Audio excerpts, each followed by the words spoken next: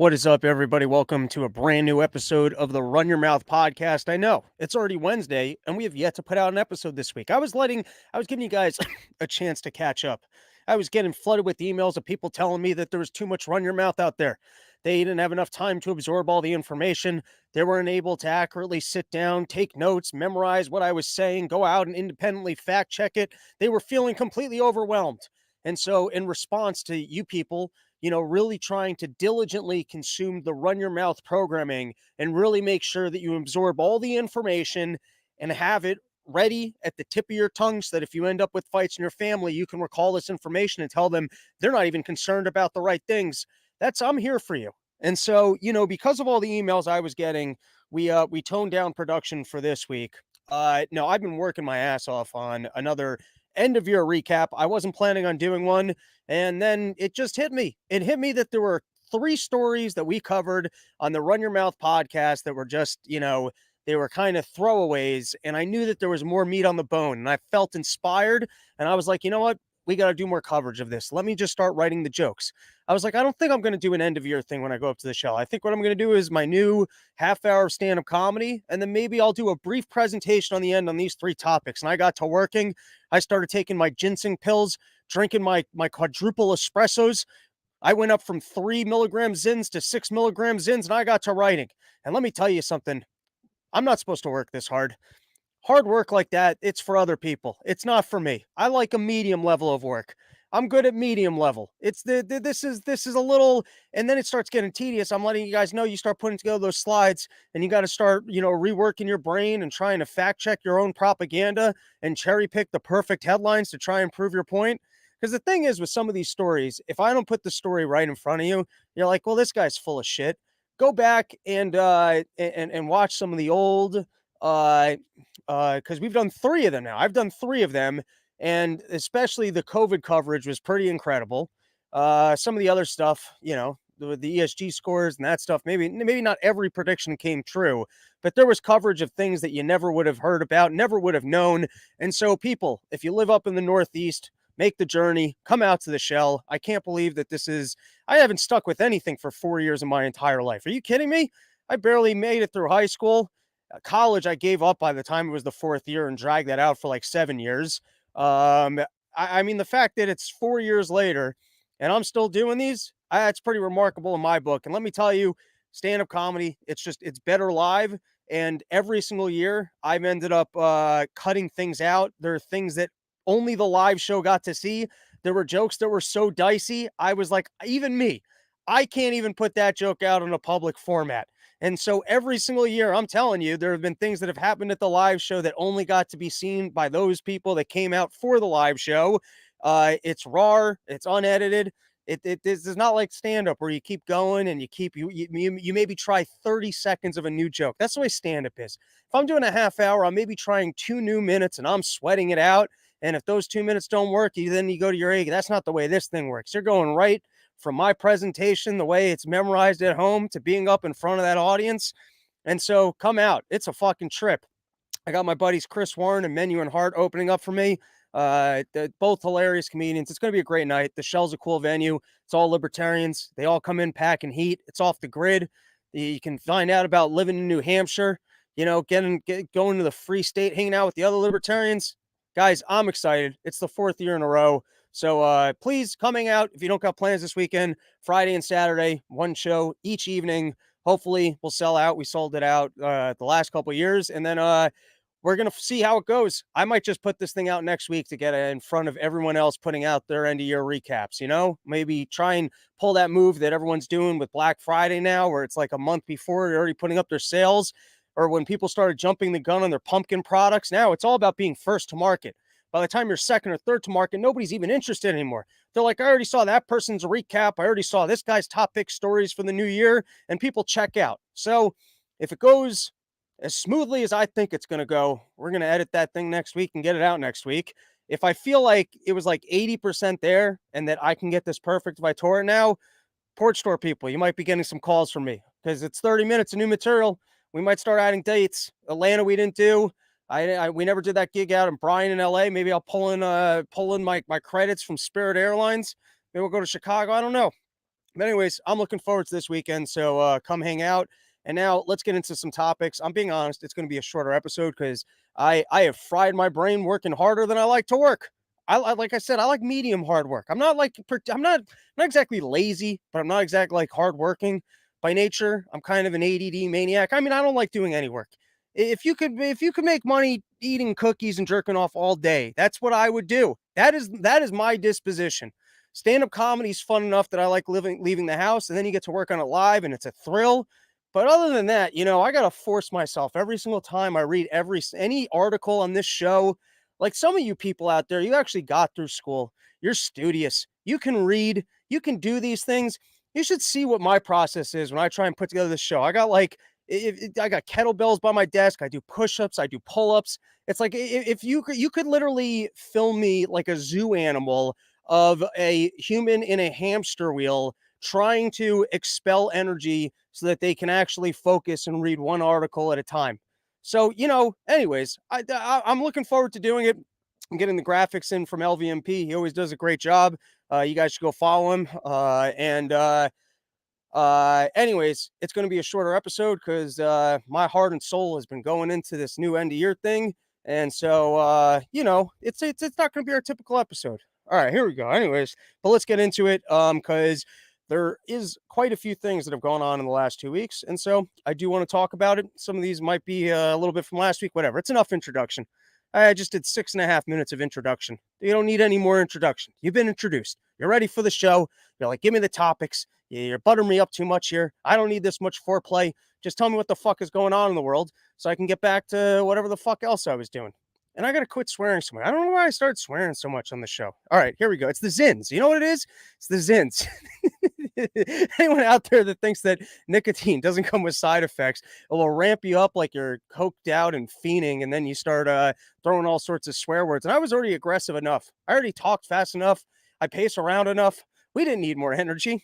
All right, let's start with the fact that Newsom is an A+ liar.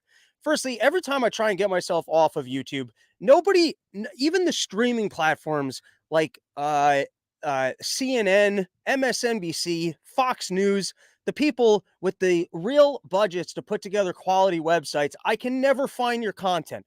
When I come to your website and I'm trying to find the stuff to watch, I can never find it. So I watch clips intermittently online of DeSantis dueling Newsom.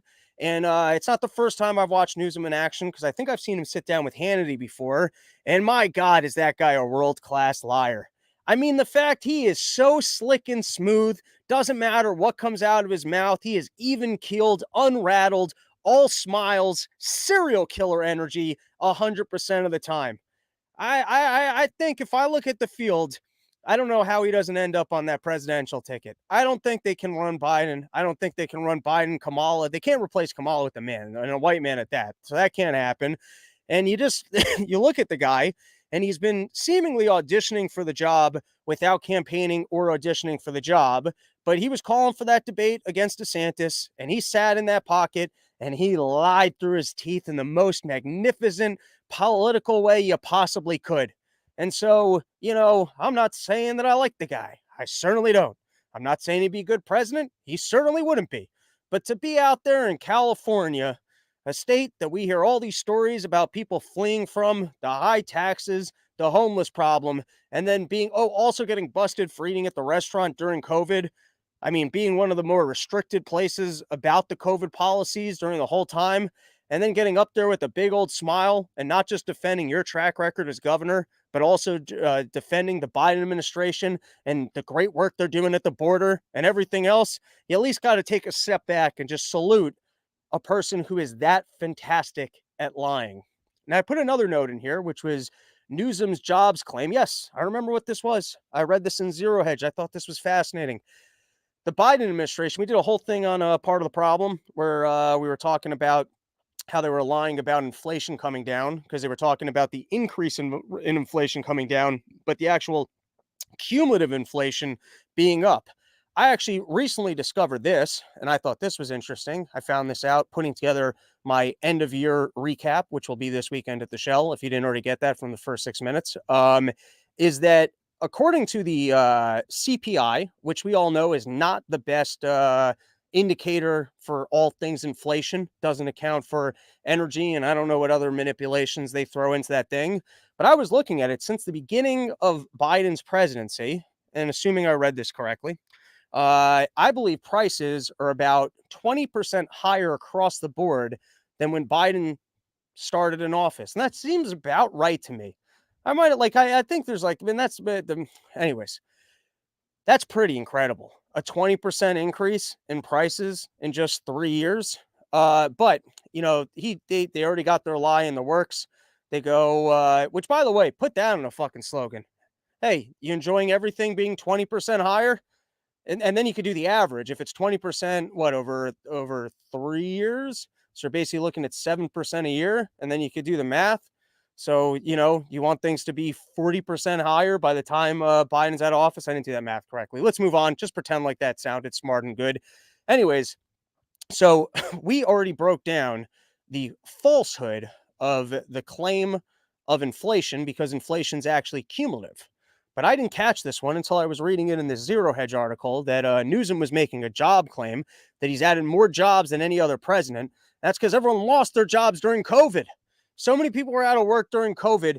That's the way that you've got to be a president these days. Is in your first year, you have to ruin everything. So over the next 2 years, you can fix what you ruined and then go look at how much we improved. You show up day one and you fire the entire country from their jobs. And then day two, you go, look, in my first day in office, there was 100% increase in the amount of people that were employed in this country. You see what I'm saying? It's like on day one, or what you do is you just start like throwing people in jail on day one. You let them all out the next day, and you're like, no one's ever let this many people out of jail. Maybe that's not a great claim, but what I'm trying to say is that they've destroyed things, and then they just slightly fixed the things that they destroyed. Remember, they're doing the same thing with the debt. We've taken on less debt this year. Yeah, it's because you took on more debt than anyone's ever taken on ever in the history of America the previous year. It's a pretty slick trick they're trying to pull on us. All right. Next topic is the Gaza war. The halftime show is over. They are back to war, and you've got Blinken saying, "Hey, listen, you got to be a little bit more careful in the killing of all these civilians, but here's some bigger bombs. In case you weren't able to fully destroy those buildings, and don't destroy those buildings, quit harming these kids, quit harming these families, but here's some bigger bombs for round two. You guys are going to need some bigger bombs, but don't use them. These are more here to look at. These are look at them bombs. These are bombs of inspiration to remind you that you certainly shouldn't use the big. What, did we run out of the smaller bombs to send over there? And now, the firefights and everything started with the displacement from the north. And I think I saw this in the Week magazine today, that 80% of Gazans are currently displaced from their homes. Now, all these facts and figures, who knows? Maybe the Gazans, they just make all this stuff up all the time. They've all just been okay. They actually are all living in these bunkers, and these bunkers, they're fantastic. They're like the Teenage Mutant Ninja Turtles lair. They're a stoner's dream. They've got couches, they've got television, all the pizza you can handle, rats that will teach them karate. I don't know. I'm not actually out there. Who knows? Maybe the Moss isn't even in the tunnel system. It's just that's where they all hang out. It's beautiful clubhouses. It's like a subway system of niceness. They're excellent at tunnels. They actually prefer living in tunnels. Not that it's not a race thing, but it's just some cultures. They prefer different things. They sleep on different beds. They have sex in different ways. And, maybe these people they've always been tunnel people. The whole building thing is just for show on top. Anyways, it's funny when I'm yelling about solutions and then people actually take my ideas and I go, no, don't do that. That was a bad idea. And I was talking about why not flood the tunnels? Why not flood the tunnels? And then I was reading that they're actually thinking about flooding the tunnels, but flooding the tunnels might actually just get everything to collapse. So maybe think like I've thrown out a lot of random ass suggestions on this show, and I still think my exploding creepy spider robots was probably the best idea of anything that people could be doing in Gaza. No one took that suggestion. But we throw out a lot of suggestions on this show, so I want to maybe retract that one because I'm not an engineer. It still seems like a good idea. If you're afraid of all these tunnels, instead of destroying the buildings, maybe destroy the tunnels. But I'm not enough of an engineer to know if you can be taking out these tunnels without collapsing the entire area. All right, before we move forward, let's take a quick moment to plug a sponsor, sheathunderwear.com. Go to Sheath. I'm wearing my sheaths right now. I got them on. I got the Donald Cerrone's with the sexy prints. Robert just hooked it up. He sent me the long johns, which is my favorite winter wear item, especially if you're like me and you don't like running your heat. You need some long johns. Feels like you're wearing nothing at all. Nothing at all.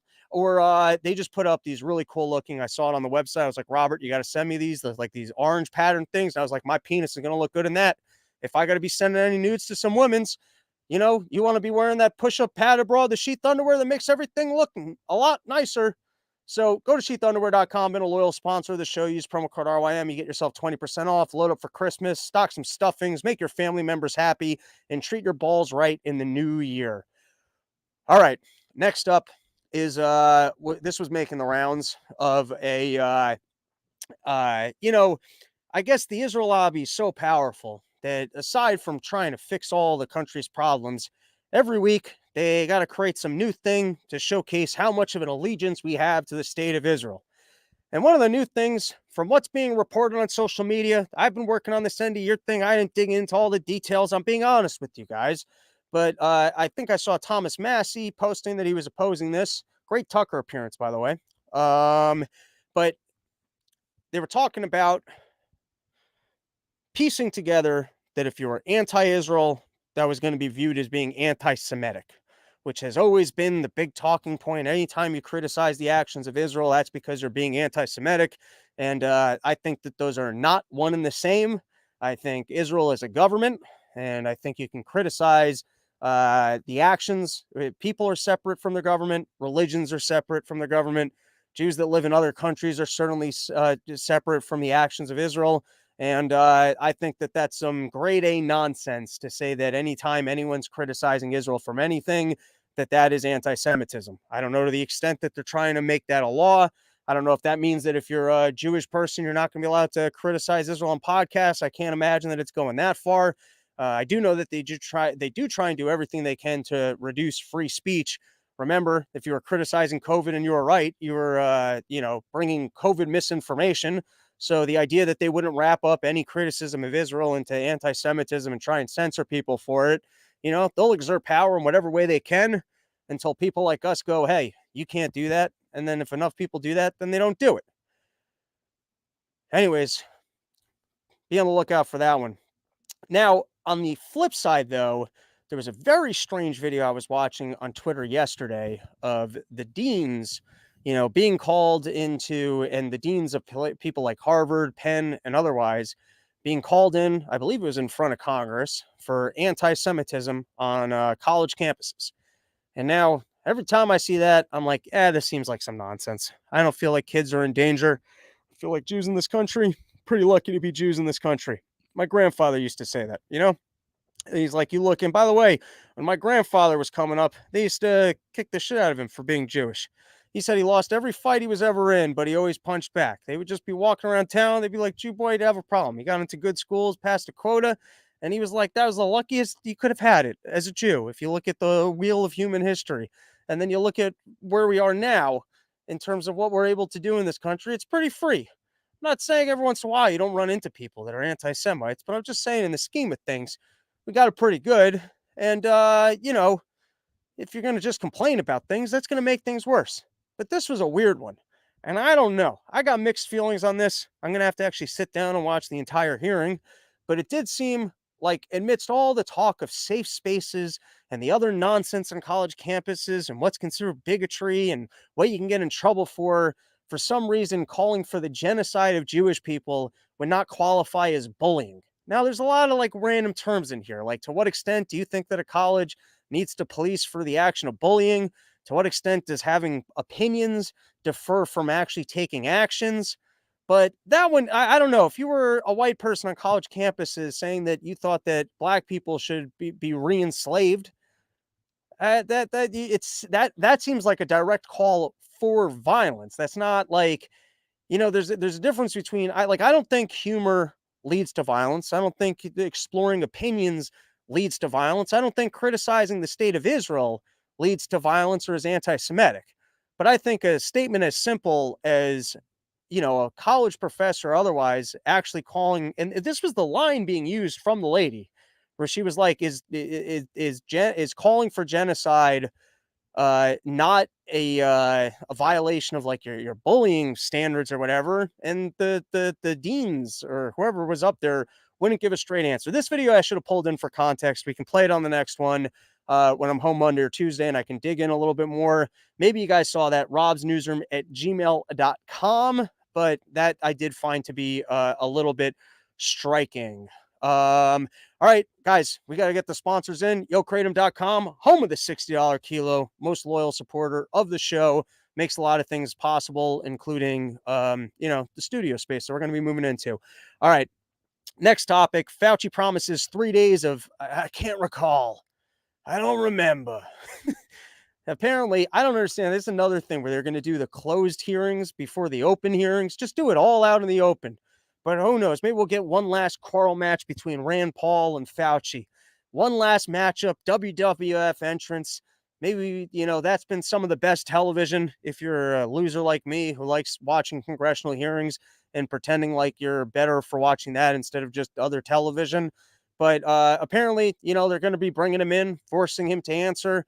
But that weaselly weasel, with all the lies he's told, with the degree by which he hasn't gotten in trouble, switched up definitions, said he didn't recall, doesn't know how much money people were making, wasn't gain of function research of concern. How many new little things is he just going to throw in there? But looking forward to it nonetheless. I believe that's going to be, I guess, next week, something like that. All right, you got ongoing reporting of these congressmen, Republican congressmen. They're still on the tail of Joe Biden and seem to be coming up with nothing.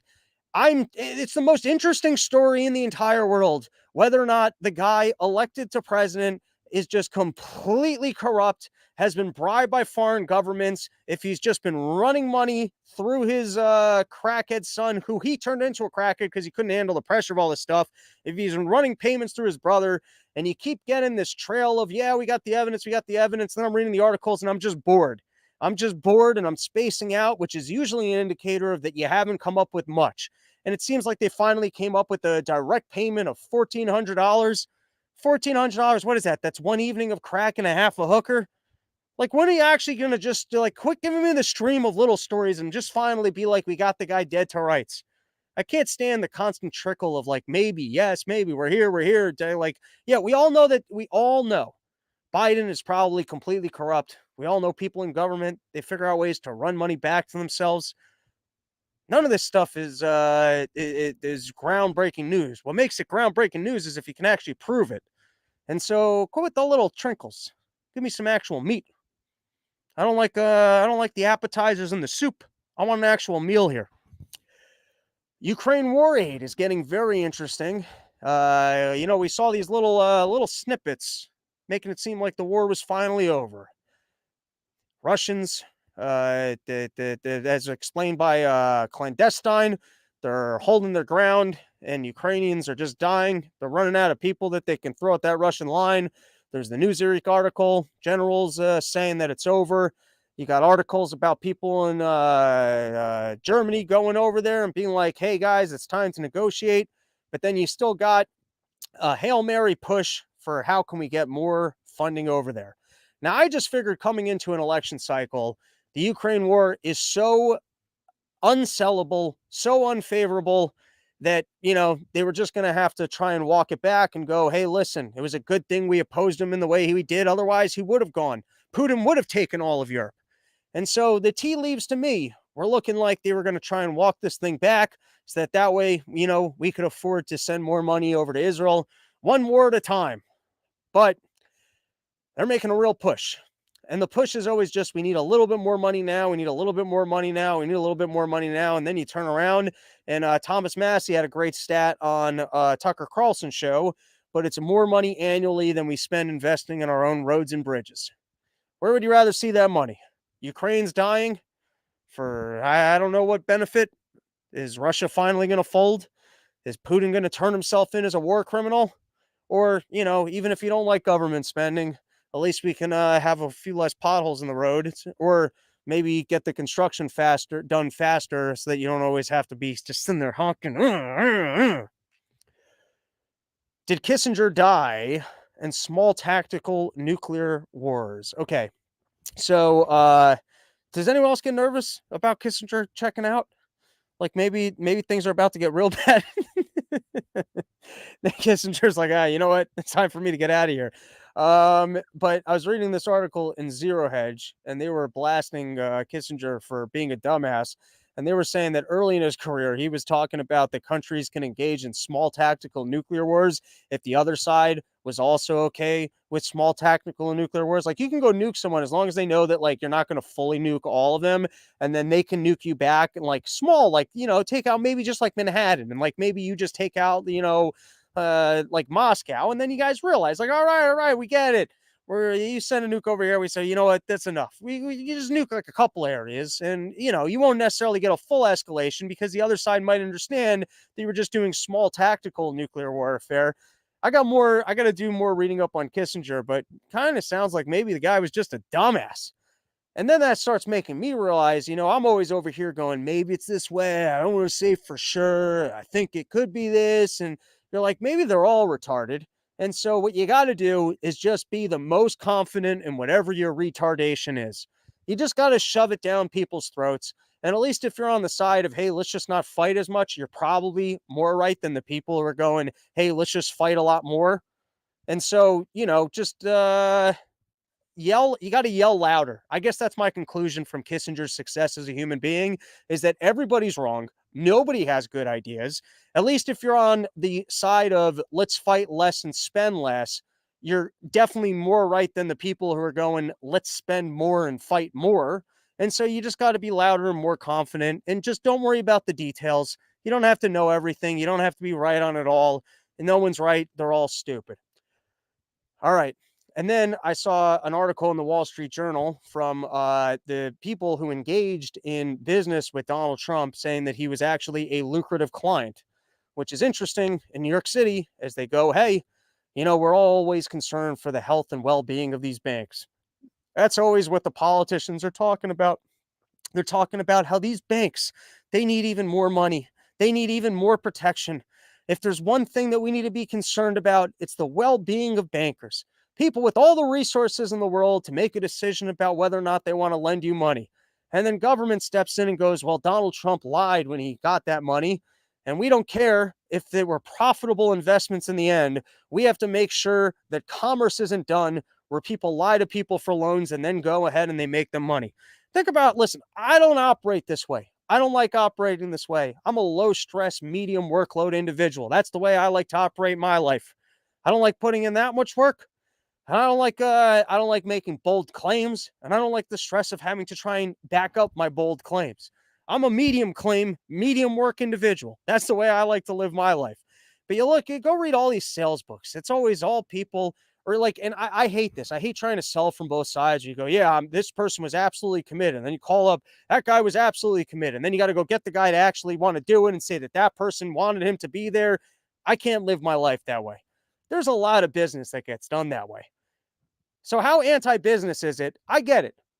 It's stressful to lie, represent yourself as being more successful than you are, trying to get a loan. But that's the way some people do business. Some people go, I know that if I can get this loan and I can build that building, I'm going to make everybody money. And so they lie to a whole bunch of people because they know in their heart of hearts, they're actually confident. They got that Kissinger thing that I was talking about, and it actually works out. If it actually works out, all that ends well is well. Should they have done it? I don't think so.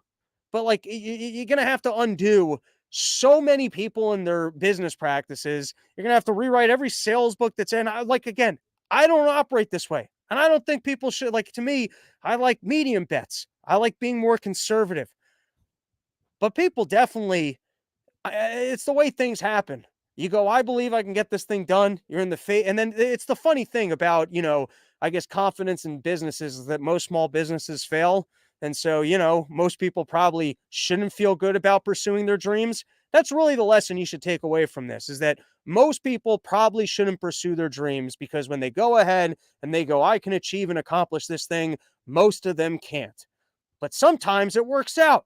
And so I guess the only way to do it is to go out there and pursue it. And so if you're telling me that a guy who, applies for a loan, the bank gives them the money for the loan, they go ahead, they do the project actually works out, and then the person that made them the loan makes money, how do you step in and uproot that without just negating all of capitalism?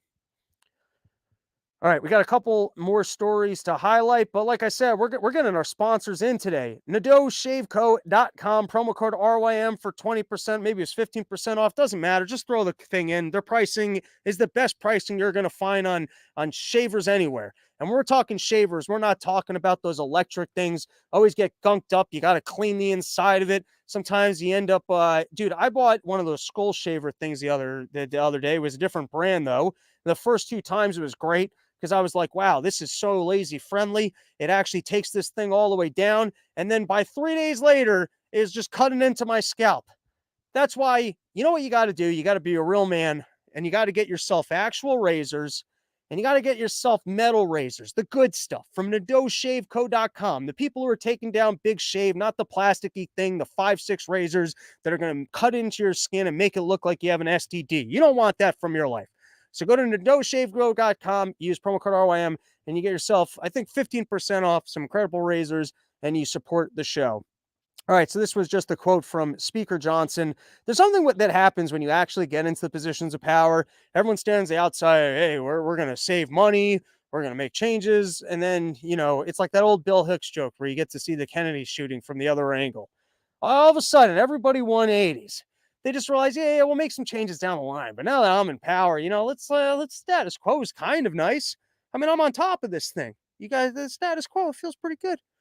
We can't allow Vladimir Putin to march through Europe and understand the necessity of assisting there.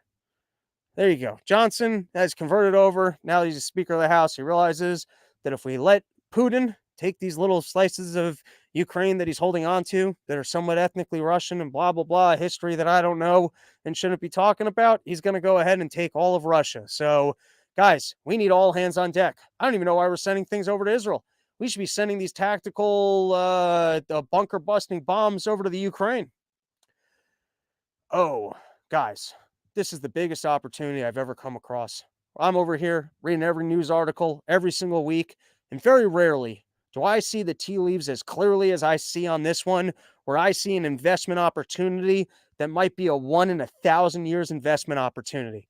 So if you're one of the people I was describing before that likes lying to other individuals and creating scams and profiting off of them, let's partner together, because this is the scam worth doing.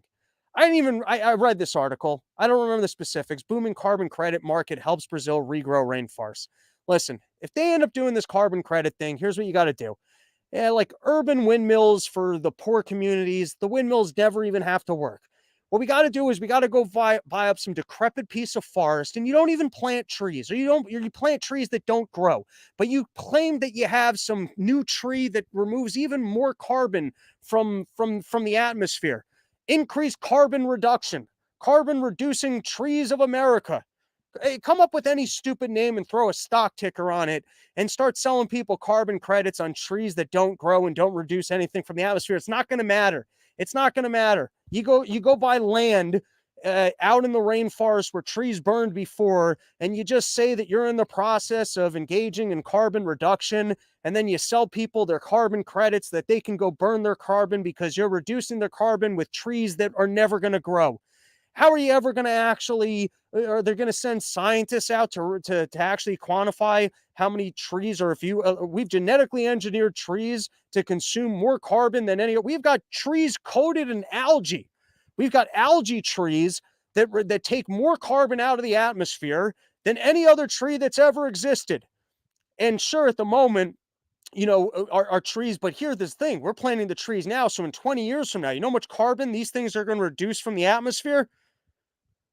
Listen, people are going to want to eat their meat. They're going to want to run their cars. They're going to want their carbon. So let's sell it to them. Don't just let the elites run this scam. Let's go down to Brazil. Let's buy some decrepit pieces of rainforest that burnt down.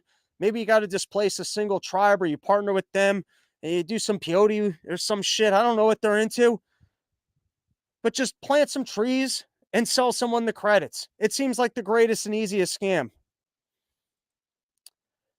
The Blyden Blinken rules of war. Oh, this was just, oh yeah, this is, all right, we'll read this one paragraph. Mr. Blinken understands that Israel has more to do to defeat Hamas. Hamas cannot remain in control of Gaza. So there you go. They're getting rid of Hamas. What are they going to do once Hamas is gone? Who's going to run the territory? What are they going to do with all the residents of Gaza? What's the plan for all this? They're not talking about any of that. But the current people running it, we all understand they have to go, right? He reiterated a press conference in Israel Thursday. Israel campaign has so far secured most of the northern half. I don't know what else was in that paragraph. All right, here's the other paragraph. Paragraph I want to read. The best way to save civilians is to get them from far from urban combat zones. Now, I think this is like one of the most densely populated places, and we've already displaced 80% of the people. So the entire thing's an urban combat zone, but the safe thing we have to do is get these trapped people away from urban combat zones, away from Hamas strongholds like the city of Khan Yunis. But Mr. Blinken demands avoiding further significant displacement of civilians inside of Gaza. I don't know how much more you can displace if 80% of them are displaced. And I don't know if only 20% is left, you're past the significant part. But okay. Instead, he called on Israel to create safe zones. So in other words, like base. Listen, they reviewed it. They weren't sure how to treat the situation. And then someone proposed like a freeze tag type thing where we just need to have some bases. Apparently, all right, this is why we all got to be rich. And it's not so that you can get on Epstein's plane and go do weird things in weird places. That's not it. But this is just casually throwing out there that they were going to spend a weekend going fossil hunting. I don't even know what fossil hunting is. What do you get down on all fours with your toothbrush and you start searching for fossils? God, being rich fucking rules. That's why all of us are sitting around wasting time on social media. It's because we don't have friends with jets calling us up and going, "Hey, you want to go fossil hunting?" Now, to be honest, I'd probably decline that. I'd go that. I'm gonna get on a plane and go somewhere to search for fossils. But this is why the rich keep getting richer. It's because they, instead of doing the stupid shit that we do in our free times, they get to do cool shit and not kid things. I don't know if that's code for something. I don't know what fossil hunting is. Looking for, but anyways, talk about blunders. You gotta, are the lists finally coming out that RFK is owning up to the fact that he had flown on the planes? Nobody owns up for floating on the planes. And why was your ex-wife friends with Ghislaine?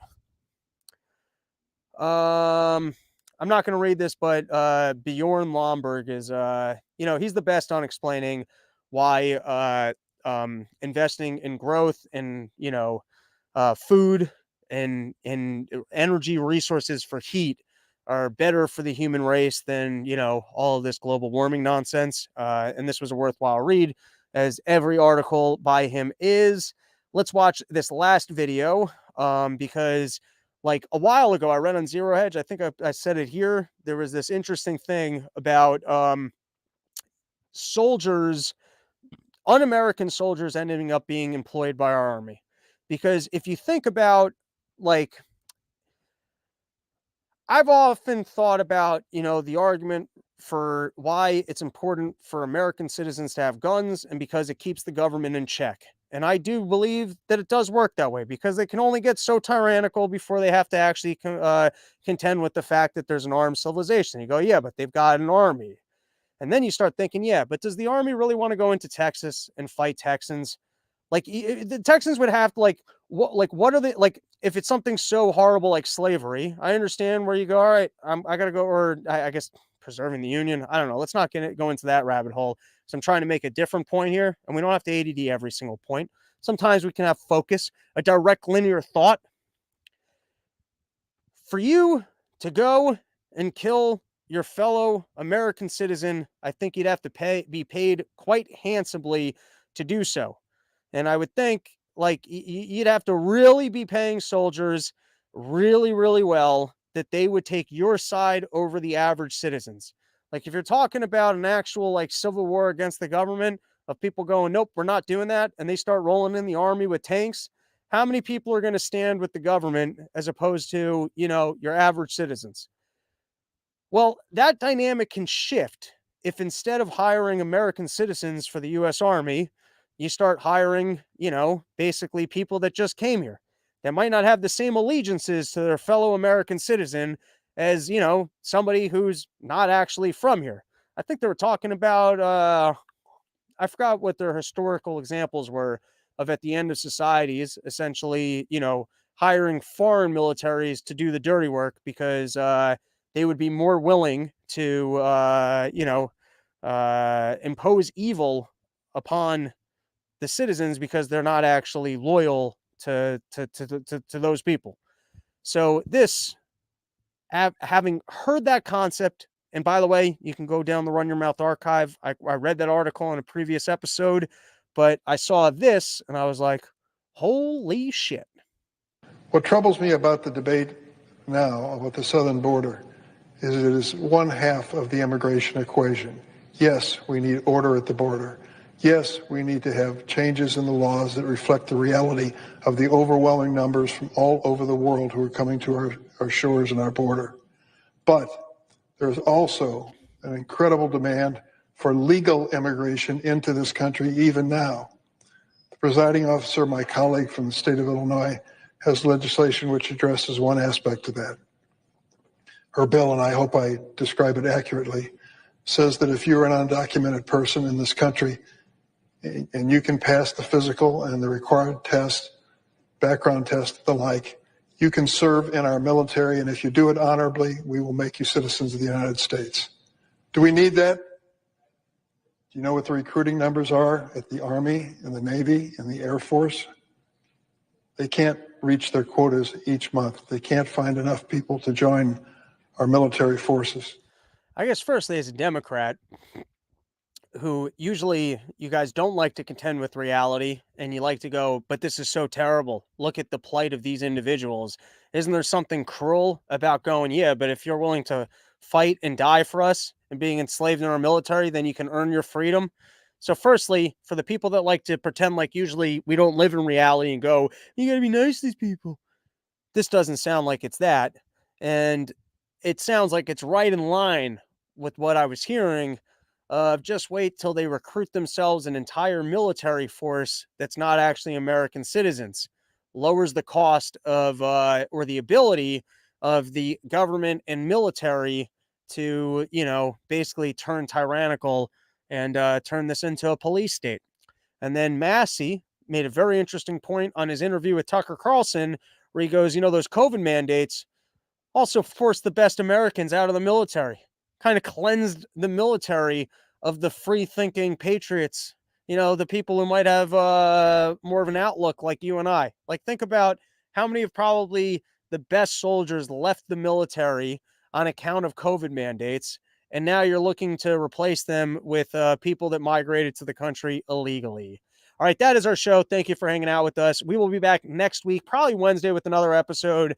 And then, assuming I don't go on Hail Mary last minute tour to run the end of year thing, we'll be back to the 3 times a week, and then hopefully top of next year in the new studio. Thank you to the loyal sponsors, sheathunderwear.com, yokratom.com, home of the $60 kilo. And if you live in Boston, New Hampshire, you don't got plans this weekend, hell, even Connecticut, Northeast, make the drive. Come up to New Hampshire. It's beautiful. And the Shell, good fun place to hang out. We're going to have a good weekend up there with some good shows. Come hang out. All right, let's take a couple comments. I didn't take any comments all thing. John Smith saying, what's up? What's up to you?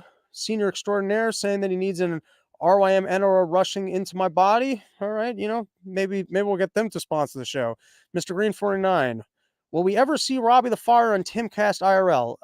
I think I'm going to make a push after I put out this end of year recap to maybe try and get on that show so that I can promote it. I'm doing a long segment on the border wall that I think he might appreciate.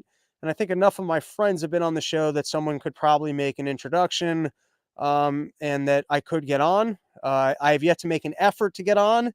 Not that they've reached out and said, hey, we think you're amazing. Why don't you come hang out with us? But I feel like based off of the roster of people I know that have been on the show, if I made a push, I probably and hopefully can get on. I think it would be really cool to promote the end of year thing. And I'm going to make a push for that. A Fix. What's up, friends? I just realized that Twitter has a live chat for videos. Neat. I didn't even know that was true. While I'm running through the comments, if you want to let other people know how the live chat feature for Twitter works, I did not even know that was a thing. A fix also with unironically a miracle. Bezos hasn't created Amazon rainforest or Serbian for carbon credit resale yet. It's coming, man. We should be getting in on this thing early. It's going to be the Bitcoin, or you know what? Don't even do the credit things and just create the Bitcoin that's supposed to resell the carbon credits. And then, you talk up how much money is going to flow into your currency because it's the one thing for selling the carbon credits. Listen, if you're out there and you know how to do these scams, I want in early. All right. And last comment for today, senior extraordinaire, porch tour 24. Yes, I am looking forward to that when we get there. All right. Thanks for hanging out. That is our episode. Be back probably next week, Wednesday, with a new episode. Later.